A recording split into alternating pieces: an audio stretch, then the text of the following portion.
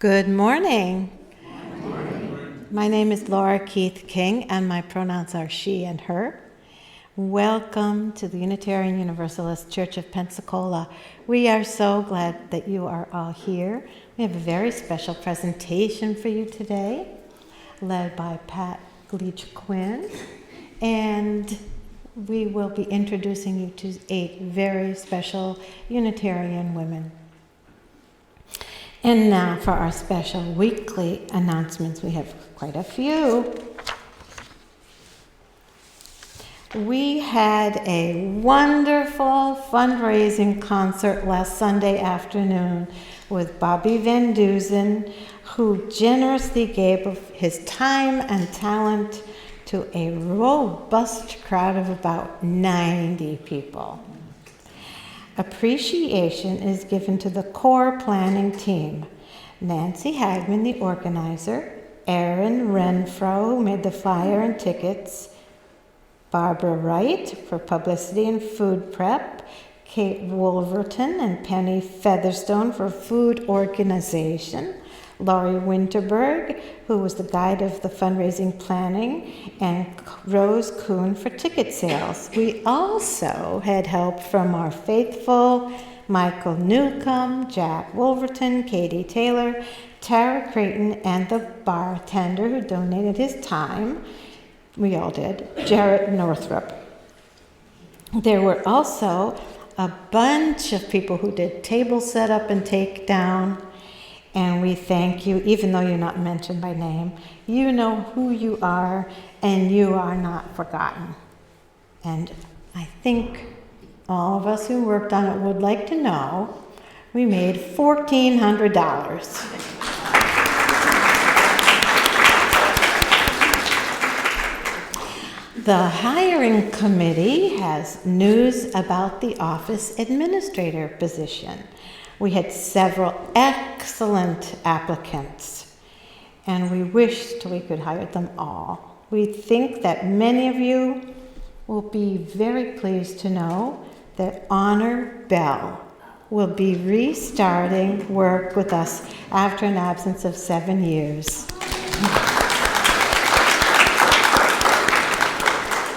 Honor was just great when they worked with us before, and we are so pleased that they will be starting with us again.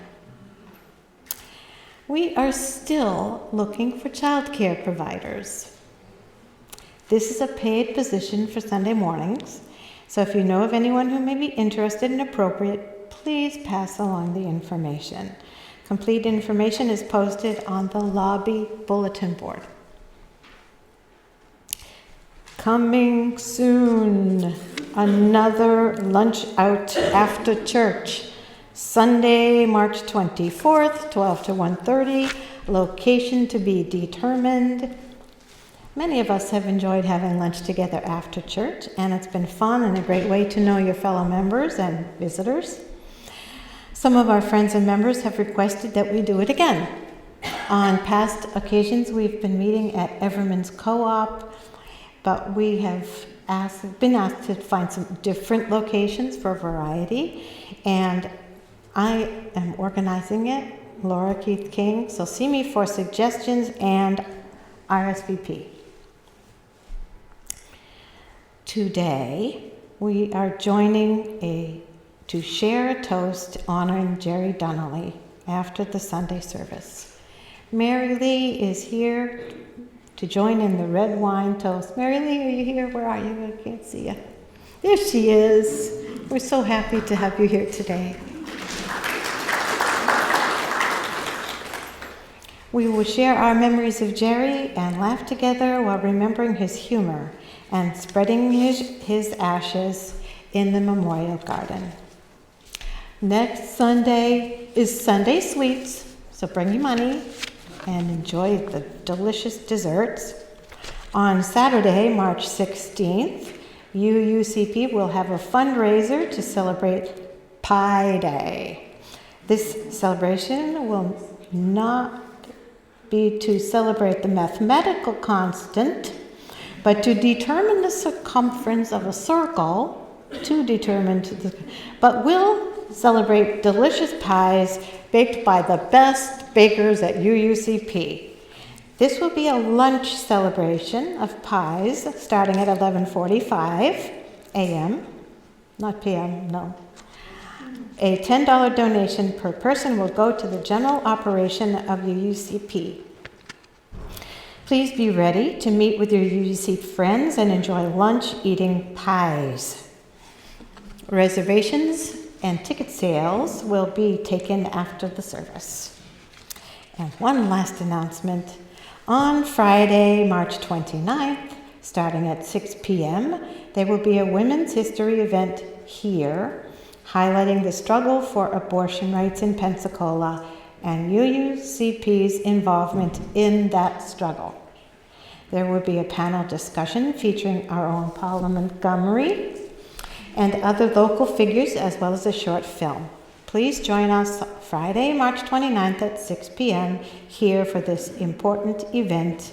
And there is a flyer posted on the bulletin board so you can put it on your calendar, along with the lunch out, along with Pie Day, along with Sunday sweets.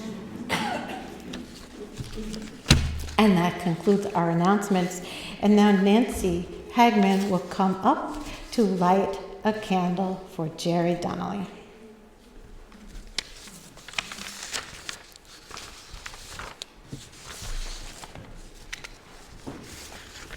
Yeah,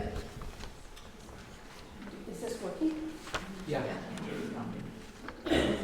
I get this combination. We hear you. We have a tradition in this congregation to honor someone who has died we have a tradition in this congregation to honor someone that has died with a candle, one tall candle per service. We didn't have the opportunity to do that when Jerry died in the fall, but Mary Lee is here, so we have the opportunity to do it today.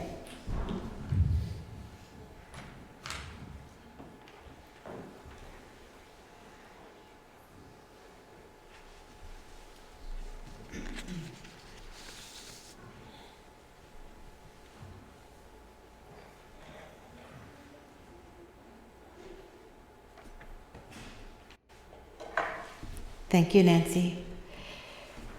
And now we will light our chalice with these words.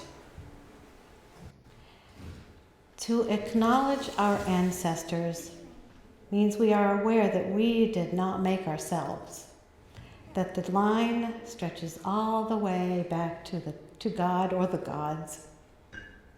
We remember them because it is an easy thing to forget that we are not the first to suffer, rebel, fight, love, and die. The grace with which we embrace life, in spite of the pain, the sorrows, is always a measure of what has gone before. Now, if you'll please join me, standing to recite our covenant, followed by our hymn, so you can stay standing after that. Love is the spirit of this church, and service its law. This is our covenant, to dwell together in peace, to seek the truth in love, and to help one another. Thank you. Remain standing. And we are going to sing, we are dancing Sayre's Circle. It is number 212 in your gray hymnal, but we're updating the words. The choir will come up and lead us. You have received a handout, hopefully. If you have not, the words are on the screen. And instead of sisters and brothers, we are making it more inclusive to say family and neighbors.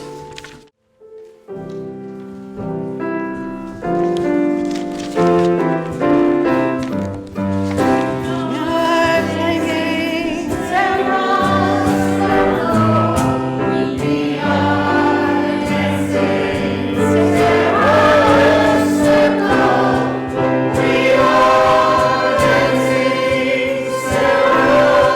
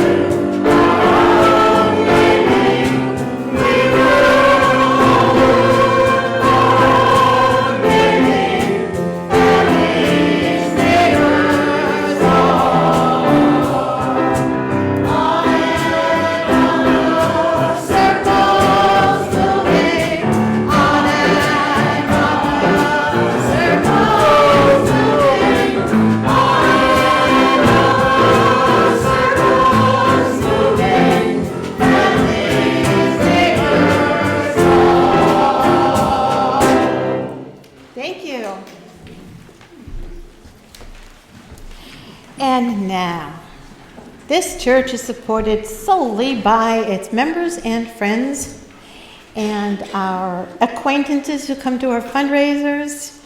And so we will have our ushers circulating baskets for our offering. Mike will play us some music, and if you want to donate on your phone, the information is on the slide, and many of us give monthly automatically, so you can always set that up.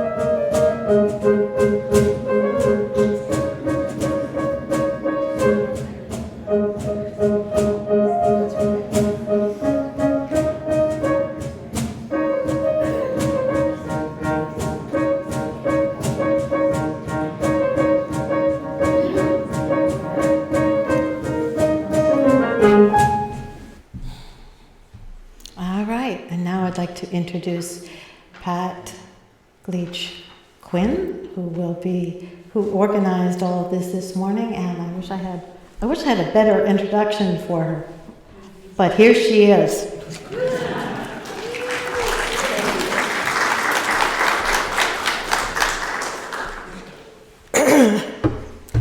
Good morning.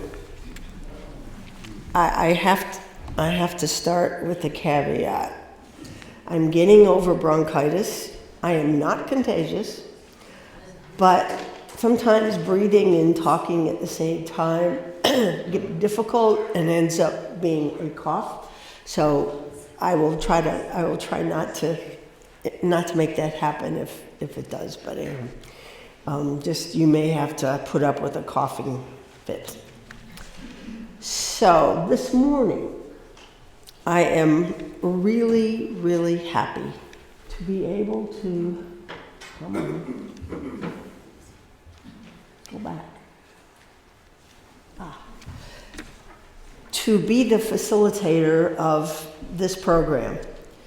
Last fall, I did a program looking at UU history from a different angle, and I realized that women have played a huge, huge role in the history of Unitarian Universalism. And I told Nancy at that point, I want to do something in March for Women's History Month that really focuses on the contributions of women. And so rather than just stand here and talk about women, I thought it might be more effective if you got to meet some of those women. So 8 members of the congregation have been kind enough to agree to impersonate some of the names that may not be as well known as other women from the last 200 years who have fought the good fight.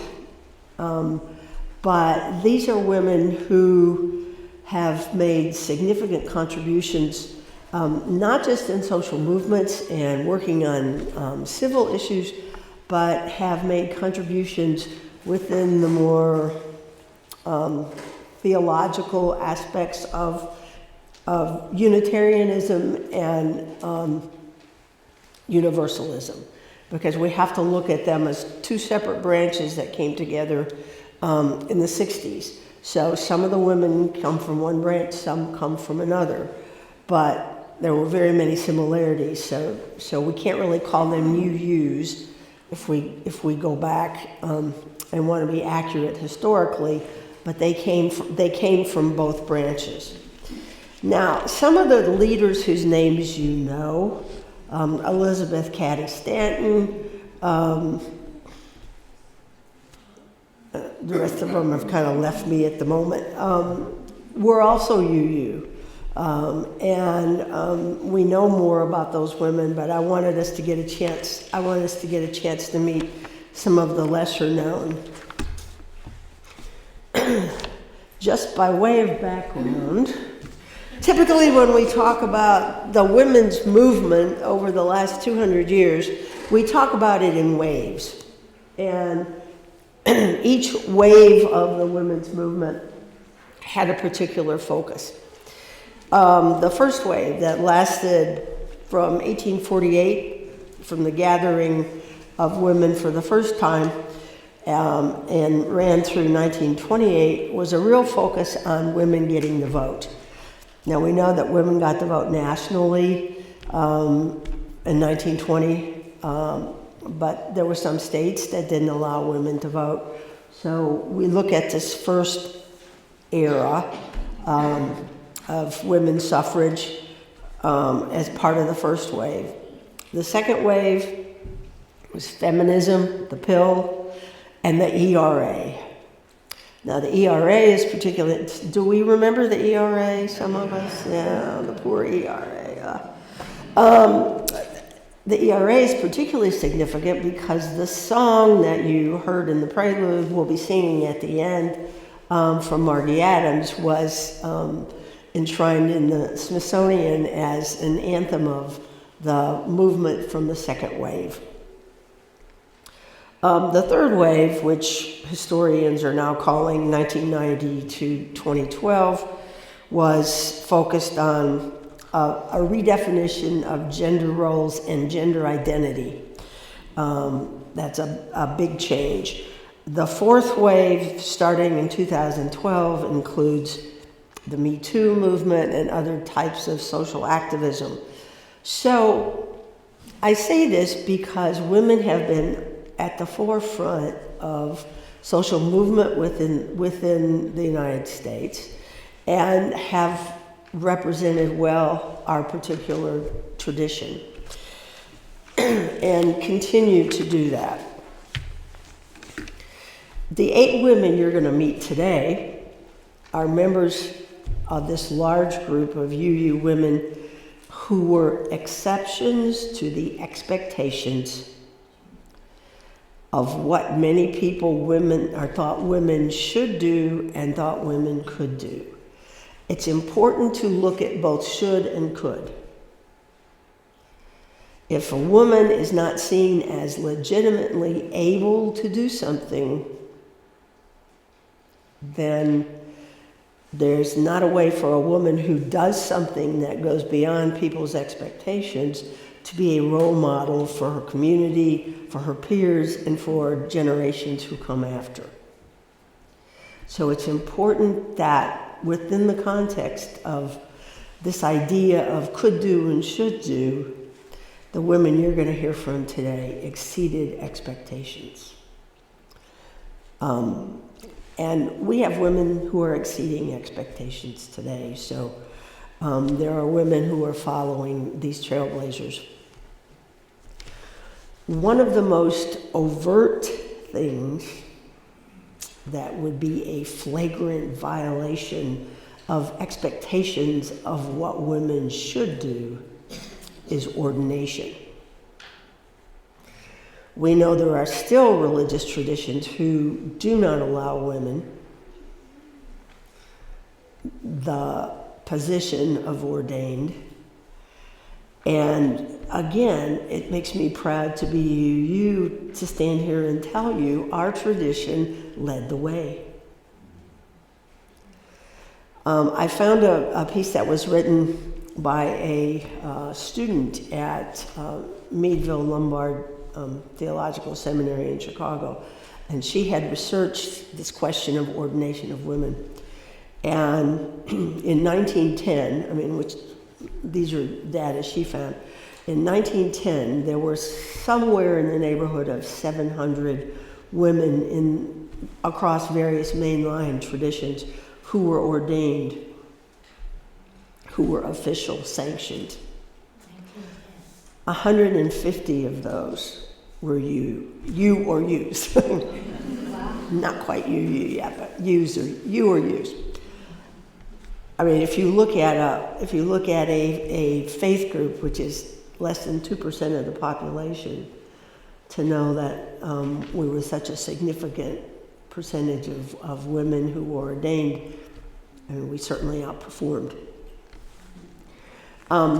There was something, though, that happened between the 1920s and the 1970s, and the percentages of women from all faith groups, including UNU, dropped. But in the 1950s, we saw some of the mainline denominations begin the process of putting into their polity ways for women to be ordained. And UU in the early 70s, which was UU by then, decided to really emphasize ordination of women. And so there was a surge of women between 1970 and today being ordained in our tradition.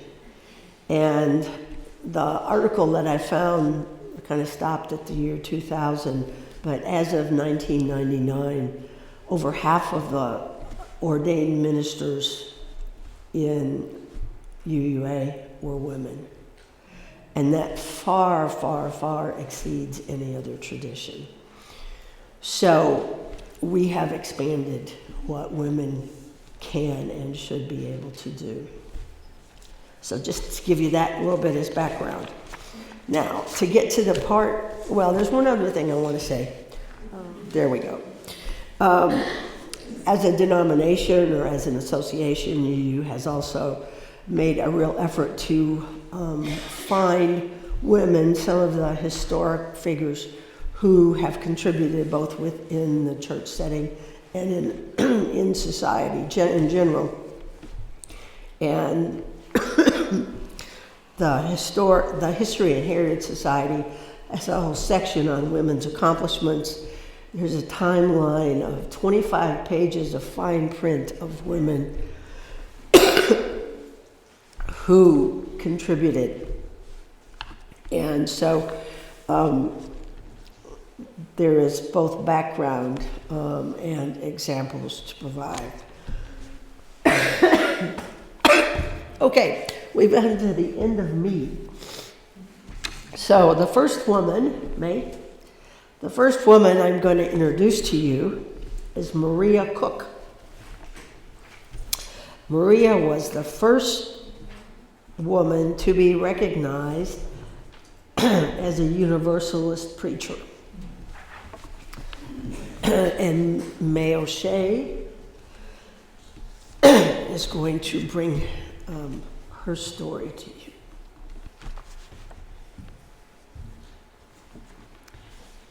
Hello. I have the distinct honor of being Maria Cook, the first woman to speak in a Universalist pulpit. I'm very proud of that. From the time I was a little girl, I was always religious, but I was being taught hell and brimstone by the church that my family was going to. And I didn't believe that. So I went looking for something better. And I found the Universalists believed that anybody could go to heaven. They didn't have to go to hell. Just because I didn't follow the rules, then I didn't. I wasn't going to hell, but I was afraid, and as a little girl, I was all afraid I was going to go to hell. Anyway, I found that university church, and I started out speaking at a small group in Pennsylvania, and got some attention. People came to see me out of curiosity, because after all, what could a woman have to say? But anyway, I was getting good attention, so I took a tour of the whole state of New York. And I got huge crowds, more and more. And the basket got fuller and fuller. And I turned out to be the highest paid preacher at that time. So anyway, but the association was having a meeting, a big meeting, and I applied to speak there. Well, there was much controversy over that. Not only from the UU ministers, but from women who didn't support us. My mother, unfortunately, was one of them. Women can't do that. Every time I wanted to do something, oh, you can't do that, you're a woman. And I said, anything a man can do, I can do. And I set about proving it. My mother didn't approve of me being a minister, although I felt called to be one.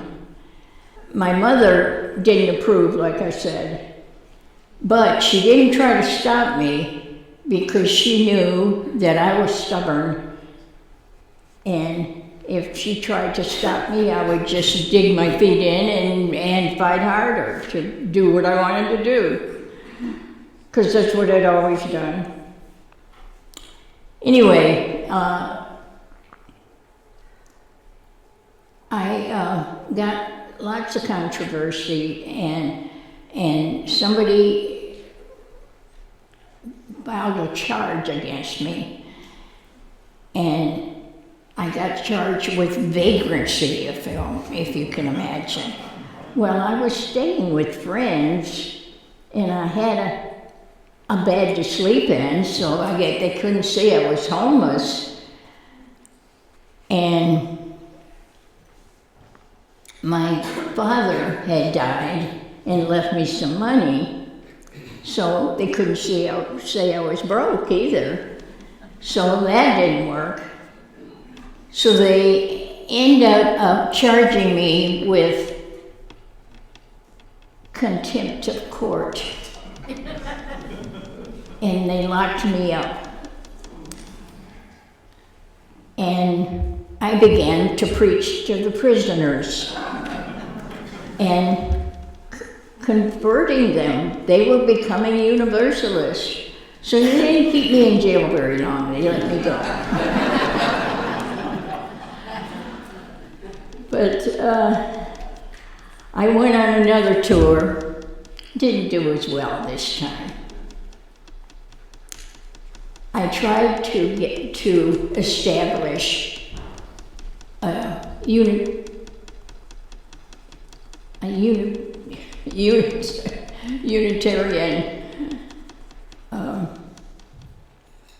camp, something like the Quakers, but I was not successful. And I tried preaching again, but I became ill, and so I had to retire. And I finally died in December of 1835. Thank you for listening.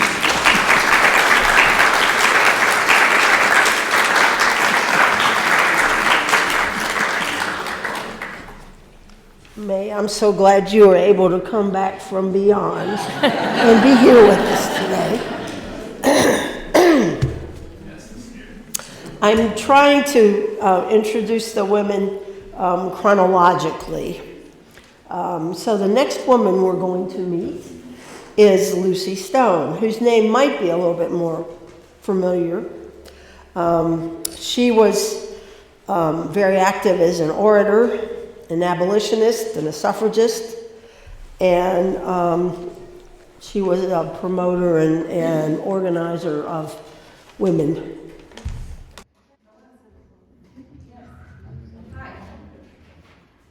Take it away, Lucy. Thank you. Yes, I'm Unitarian Lucy Stone. You may know me as the Morning Star, some of my nicknames, Morning Star, or the heart and soul of the women's rights movement. I was born August 13, 1818. Spoiler alert, I died October 17, 1893, but I had a good life, 75 years old. I was born on my family's farm in Westbrook, Massachusetts.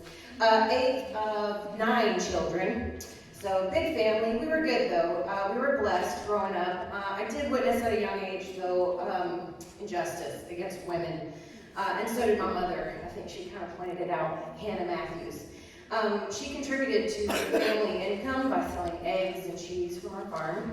However, she was denied any right to control or spend said money that she earned. So if she wanted to buy something, she would secretly, like as a side hustle, sell eggs, or sometimes she stole some money out of my father's wallet. So with my mother, and also my Aunt Sally, and I had a neighbor, a lady neighbor, my aunt and my neighbor were both left by their husbands, so alone and destitute, and then the injustice that my mother saw, or I saw from my mother, they definitely heavily influenced me with their struggles that I saw, and I did not want to have the same fate. So I was like, definitely not going to get married. And then enter Henry Brown Blackwell. I met him at 35, and I was like, dude, I'm not going to get married. But he promised me that my fate would not be my mother's, or my aunt's, or my neighbor's, and it wasn't. We had an arrangement, kind of like guidelines. It was a very business-like love, which was right up my alley. It worked. We had one daughter, Alice Stone Blackwell, and she ended up being a leader of the suffrage movement later on. So I know I only have like a minute left. I don't normally brag about myself, but I'm gonna go full-on braggart since I don't have that much time because I did a lot of cool stuff. Some of the things I did was I was the first person to get a college degree in Massachusetts. What? I used my birth name after I got married. Like everybody else, took their husband's names, and I was like, nope. I talked my girl Susan B. Anthony into taking up the cause of the women's suffrage movement, and I gotta say, I think she crushed it. I was on a stamp, I had a Navy ship named after me, and a song written about me. In 1986, I was inducted into the National Women's Hall of Fame. Some of my biggest accomplishments, I helped initiate and sustain the National Women's Rights Convention. I was very active in the political and legislative affairs, including writing speeches for myself and others, helping pass laws, even a constitutional amendment, pat on the back to me. I helped form the American Women's Suffrage Association, and I founded a weekly periodical called the Woman's Journal, and that ran for over 60 years. So then, that's just to name a few, I did a lot more cool things, as you'll see when you Google me. In May of 1893, that was my last public appearance, I presented a speech entitled The Progress of 50 Years, and it was at the World Congress of Representative Women. There were like 150,000 women there from 27 different countries in this week-long event, so it was huge.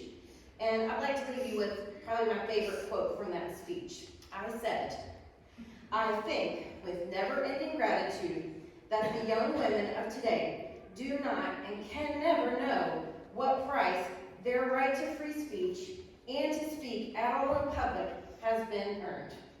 Thank you. Lucy out.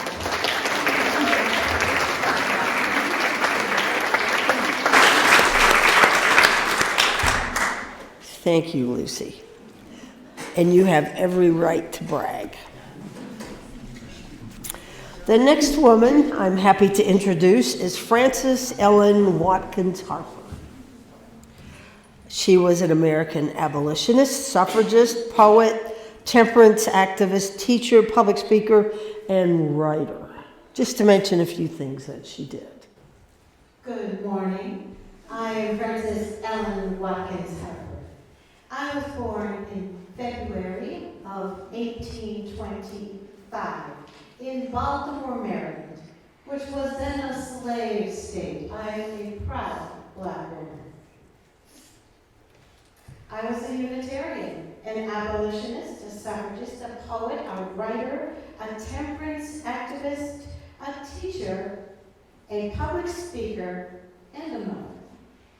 I was the only child of 3 parents who died when I was 3 years old, leaving me in the care of my aunt and uncle.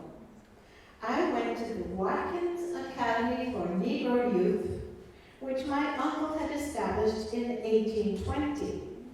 I was one of the first African American women to be published in the United States when I published my first book of poetry at only 20 years old. My books of poetry were very popular and sold very well, as did my novels, one of which is still being taught in Scott Satterwhite's class at the University of West Florida. I was 26 when I started writing anti-slavery literature and began to help the Pennsylvania Abolitionist Society to assist formerly enslaved people along their way on the Underground Railroad to freedom in the North. In 1858, even before the abolition of slavery, and 97 years before Rosa Parks, I refused to give up my seat or sit in the colored section of the segregated trolley car in Philadelphia. I published very well-known anti-slavery writings in newspapers and journals, and several very popular published novels, including this one. I was active in the Unitarian Church and held office in many other organizations, including helping to found the National Association of Colored Women, where I was vice president. I delivered many speeches and faced a great deal of prejudice and discrimination along the way, but I persevered. In 1860, when I was 45 years old, I decided to go ahead and I married a widower named Fenton Harper. We had a daughter together, and I named her Mary Frances Harper. I continued to write and travel all over the country to give lectures about abolition, temperance, and women's rights until I died in 1911 at the age of 85. My funeral service was held at the First Unitarian Church in Philadelphia.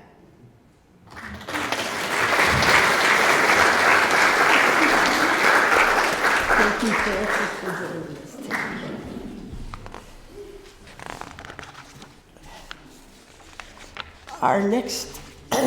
The next woman has a kind of dual role, and Lauren is going to tell us about Anna Garland Spencer. Hello, my name is Anna Garland Spencer, and I have been asked here today to speak about women's rights, the peace movement, and the many important issues I have focused on throughout my lifetime in the 19th century and the early 20th century. I was one of the lucky women who was able to complete private collegiate studies and to have a professional career. I married Mr. William Spencer, a Unitarian minister. After 12 years of marriage, my dear husband became unable to work. I continued his religious ministry. I organized the Religious Society at the Bell Street Chapel, a historic Unitarian church in Providence, Rhode Island. The church still stands in Providence and is a member of your UU Association. I was the first woman to be ordained as a minister in the state of Rhode Island. In 1890, 93, I spoke at the Chicago World's Fair, which was a real honor. My ministerial work did not encompass only my work at the Bell Street Chapel, however. I believe that we have both a religious imperative and a humanistic imperative to improve society. I was a leader in the New York Society for Ethical Culture. The society seeks to advance ethical and moral codes of behavior for us all. We arrive at this ethical framework using both the religious perspective and a humanist perspective. I have written several books describing my worldview on these topics.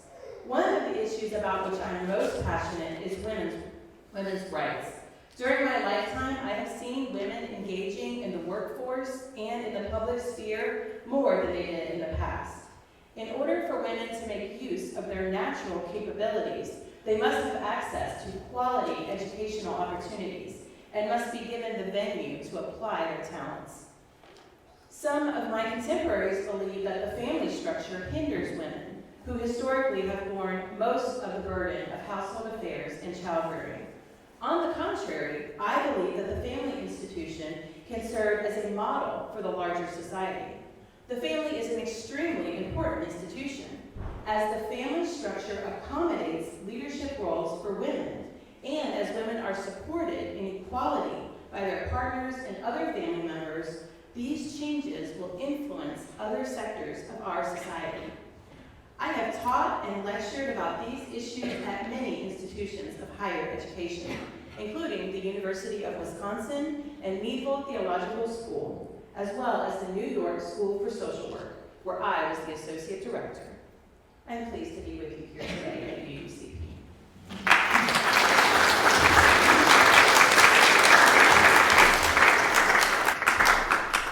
Thank you, Dr. Spencer.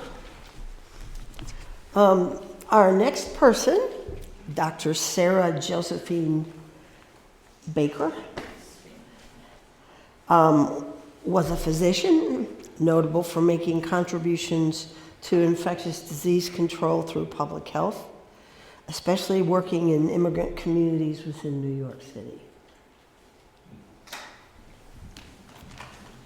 Good morning. I am Sarah Josephine Baker. You may call me Dr. Joe. When my father and my brother both died of typhoid fever, I had to drop out of Vassar College. I enrolled in the only medical school that accepted women at that time, the New York Infirmary Medical College. I did pretty well there. I graduated second in my class, but there was one subject that I did not do so well in, and that was called the normal child. I looked on this as a real challenge, so I spent my entire internship at the Women and Children's Hospital in Boston. When I began my private practice in New York, I got myself qualified to be a medical inspector. And in that role, I twice got to track down Typhoid Mary. However, that's a story for another time. After working in Hell's Kitchen for several years, which was the worst slum in New York City, where 4,500 people died every week, and of those 4,500, 1,500 were babies. I came to the conclusion that, quite obviously, if you want to keep people from dying of diseases, you need to get ahead of that and prevent them from catching diseases or getting sick in the first place. With a focus on all those dying babies, I trained a group of nurses to go out and teach mothers about basic hygiene and nutrition for their babies, and thus improved by a long shot the death rate among the babies. I even created an infant formula so those mothers who had to go back to work could continue to nourish their babies. I started insisting that the midwives who delivered most of the babies in New York City had to be licensed, and thus improved the quality and the outcomes of all the deliveries in New York City. For older children, I insisted that there be a doctor and a nurse who go and make regular rounds in the schools to do exams of the children and wipe out whatever diseases they could find there. I became so well respected in the field of children's health that the New York University School of Medicine asked me to lecture there. Well, they did not admit women. So I told them unless they admitted me, I would not lecture there. They were so eager to get my lecturing that they admitted me, and I became the very first woman to have a doctorate in public health in 1917. In 1923, as I neared retirement, I had already been the Assistant Surgeon General of the United States. I was the first woman to be a professional representative to the League of Nations, and after retirement, I continued to be very active in many medical organizations. I published 250 articles. I wrote 4 books, including my autobiography, and was in general a very busy lady. Thank you.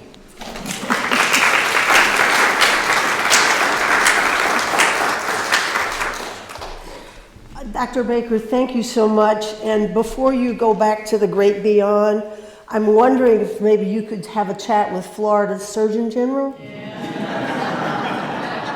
I mean, it's only been 100 years, but... We don't speak the same language.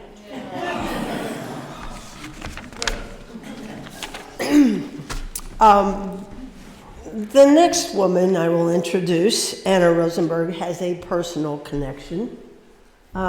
She is the great-grandmother of our Penny Featherstone.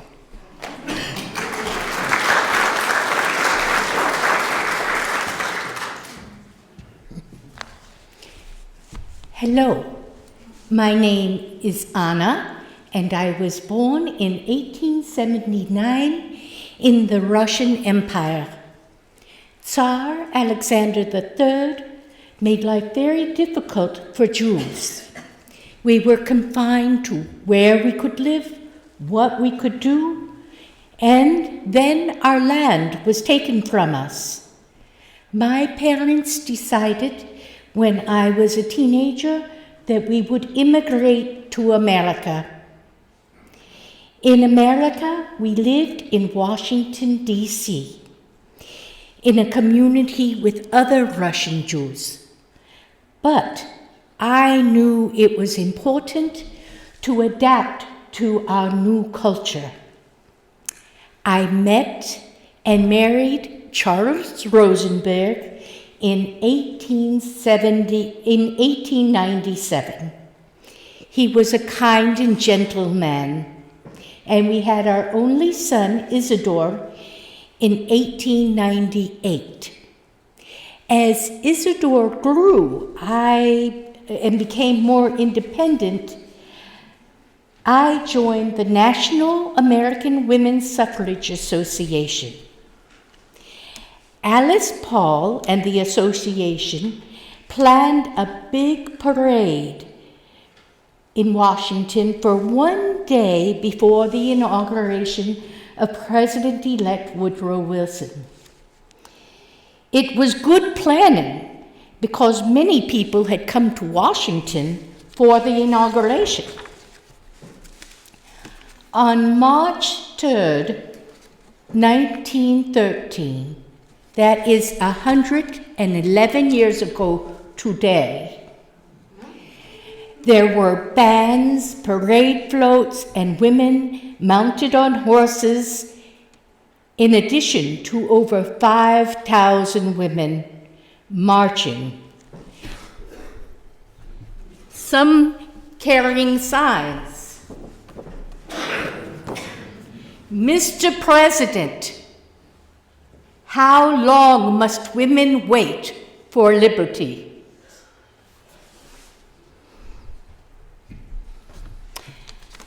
Some of the spectators were angry with us for asking to vote for the right, and some of them shoved and tripped us women.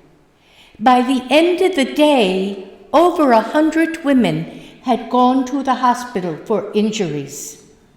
But we did not give up. We marched from the Capitol down Pennsylvania Avenue to the Treasury Building.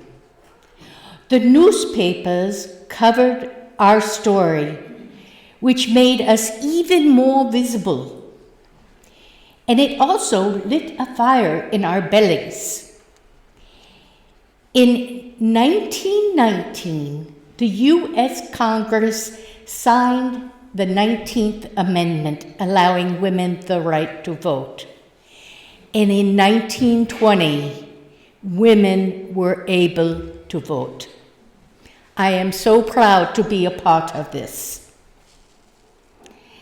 After Charles died in 1963, I continued to run our haberdashery, little clothing store across the street from our apartment in Washington. I lived until 1976, 97 years. But I live on in my great-granddaughter's heart, and I am glad she learns about my life. I am also grateful for all of you who take your right and your responsibility to vote to the polls. To you, I say, 1000 Danks. Thank you very much.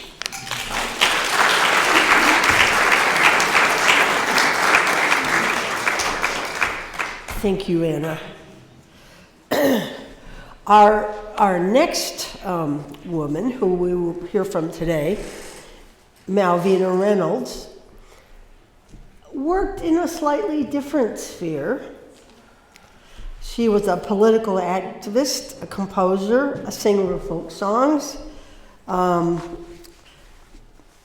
Pete Seeger, The Searchers, The Seekers, Marianne Faithfull, Joan Baez sang her songs, and she put her faith and values into music. Thank you, Pat. I am thrilled to be with you today. You know, people have asked me if I enjoy writing protest songs. Well, I really like to write all kinds of different songs. I just care about people and the world and animals, and I pay attention to what's around me and what's going on in the world, and my songs come out of that.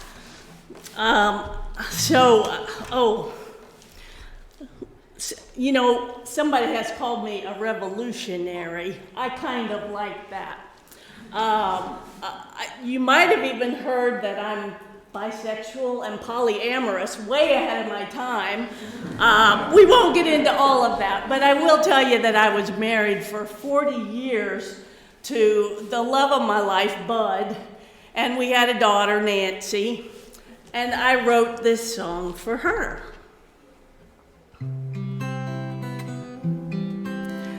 Where are you going, my little one, little one? Where are you going, my baby, my own? Turn around and you're two. Turn around and you're four. Turn around and you're a young girl going out of my door. Turn around, turn around, turn around, and you're a young girl going out of my door. Here's another one that you might have heard. Little boxes on the hillside, little boxes made of ticky-tacky, little boxes on a hillside, little boxes. Oh, you know, yeah. Well, let's keep that one going. Just one more. What is it? There's a pink one and a green one and a blue one and a yellow one, and they're all made out of ticky-tacky, and they all look just the same. You know that one. Yes. Oh, I wish we had all afternoon to sing, you know. But if we did, we would do, we would do my Jim Crow era song called What's Going On Down There. And we could do a rousing rendition of my woman power song called We Don't Need the Men. That's one of my favorites. But I know we don't have all day. Because I'm going to have to go down to the Save Our Streams rally downtown. I'll leave you with this. Love is something if you give it away, give it away, give it away. Oh, love is something if you give it away, you end up having more. Thank you all.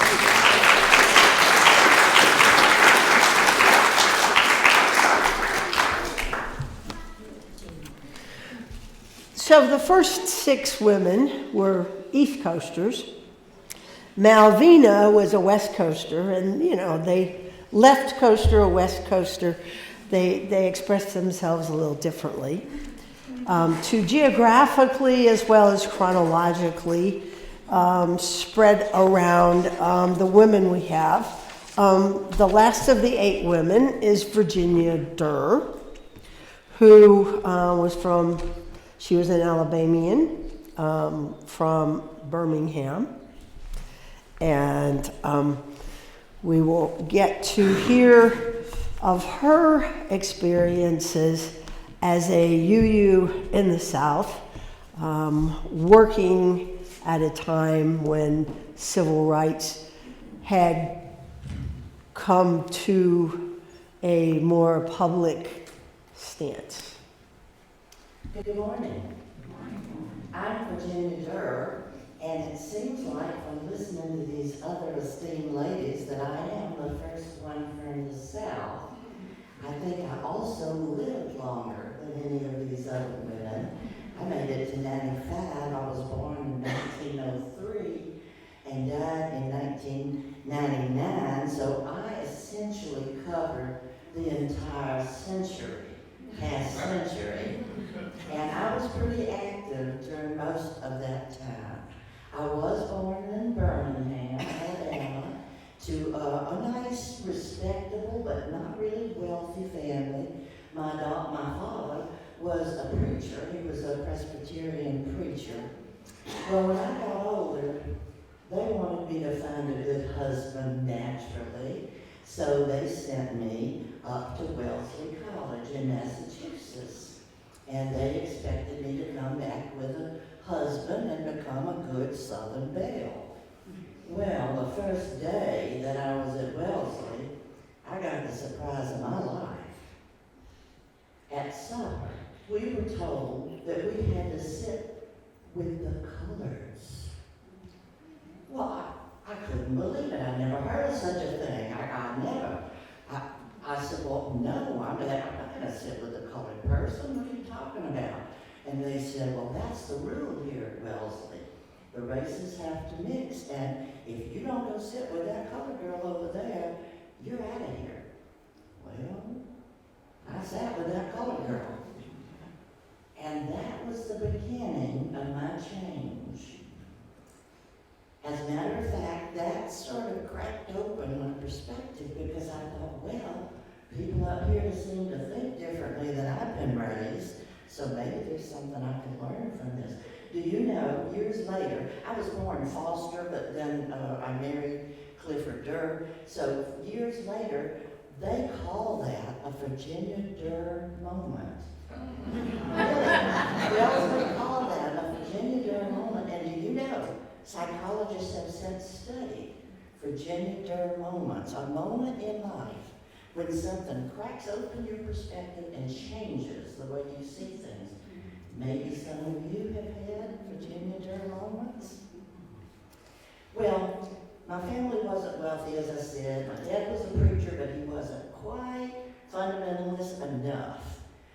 The poor man would not acknowledge to his congregation that he knew for sure that that whale had swallowed that man.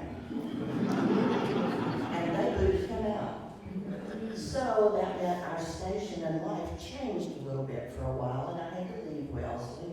But that turned out all right, because I went back to Birmingham, and I met a wonderful, rising young lawyer named Clifford Durr and married him.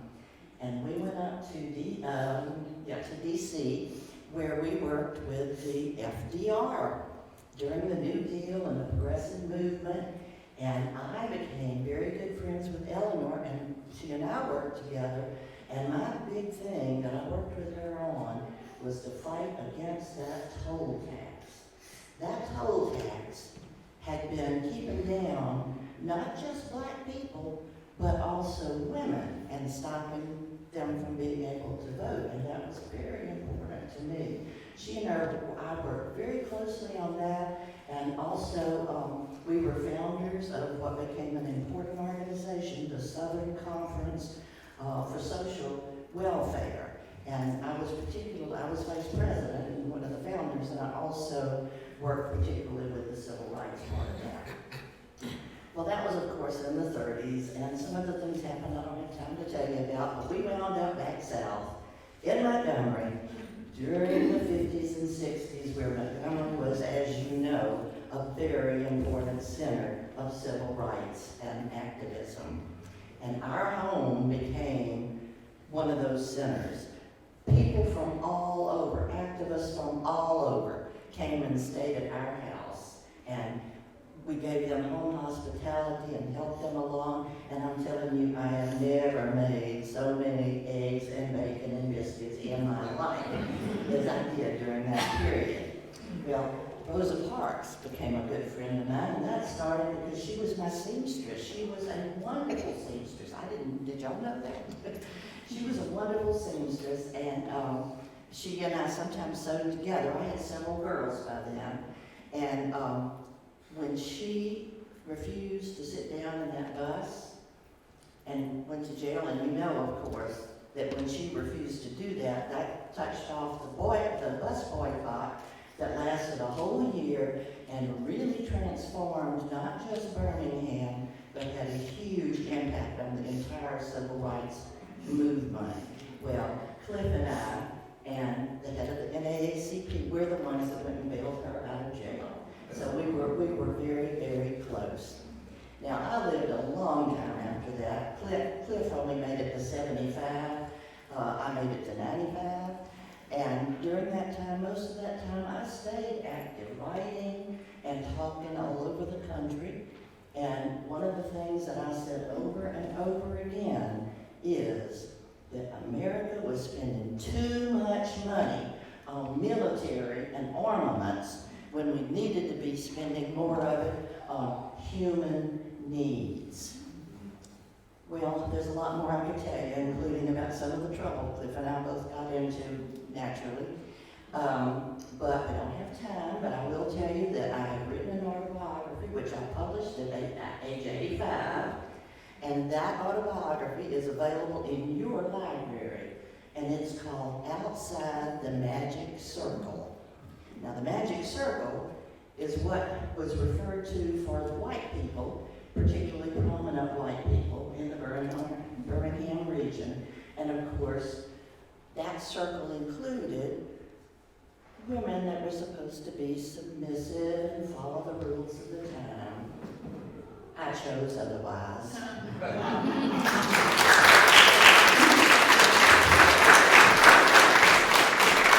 Thank you so much, Virginia. Well, we've heard about 8 women who dedicated their lives to working for social justice, for women's rights. I wanted to remind us that the work isn't done. Some of the work we thought was done isn't done, has been undone. And so I tried to capture some of the issues that we still need to remember. And hopefully, listening to these 8 and the work that they did, the very important work that they did, that covered a variety of spheres within our society, we can be inspired, maybe motivated to keep doing the work ourselves, knowing that there is much work to do. And so using them as role models, hopefully we can take something from their spirit and go forth and do as they have done. Our closing song is also the song that you heard as one of the preludes. And the name of the song is We Shall Go Forth. It was written by Margie Adam and performed as part of the movement working toward the passage of the ERA. And you want to put it up? So it's not the easiest song to sing, but the work is not easy. So we might as well start exercising our muscles and start with Margie's song. And I have to tell you, before we start, I emailed Margie and I asked her if we could use her song, because it's a Smithsonian piece. And she was so happy. She's a UU from California, another left coaster. She was so happy, and she said she was so happy that her song was still relevant. She turned 77 in February, and you know, when you get up there in your 70s, it's reaffirming to know that your work is still relevant. And so she was very happy to know we were using her song today.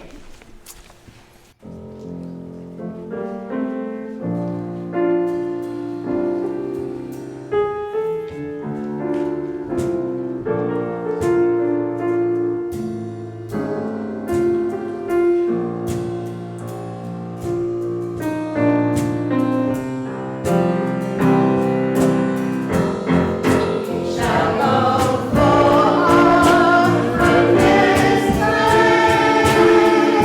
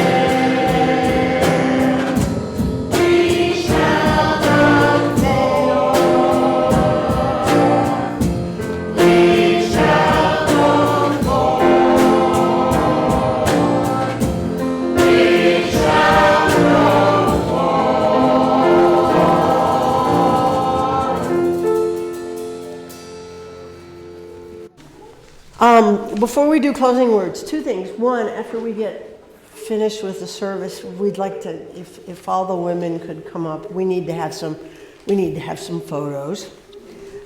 And secondly, I want to thank all of the women who worked so hard to bring to us a living representation of these important UU women. And I'd like us to give them a hand, please.